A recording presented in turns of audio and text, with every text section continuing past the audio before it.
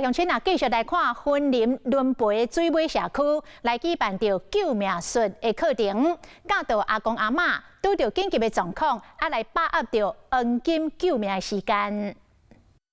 老师教示大人要如何使用 AED， 互因知影后摆若是拄着人昏去要安怎做。因为仑背乡水尾社区活动中心有好心的民众送因急救的设备 AED， 所以当年拢有专业的老师来到社区来教大家免怎用。 我今日去学这学了感觉袂歹。老师讲，拄着人昏去，千万唔通着车惊，爱起来看看照步来，先叫看卖啊人敢有清醒，若无醒起来，就赶紧打电话叫救护车。等救护人员来进前，先替伊做 CPR， 使用 AED， 一直做到救护人员来接手。我们 AED 的操作就是口诀开贴电。嘛讲到阿公阿嬷，若是要甲人救的时阵，嘛要注意家己的身体状况。 亲像 CPR 若是体力无够好，赶紧叫救护车，千万唔通舔着家己，颠倒互家己昏去。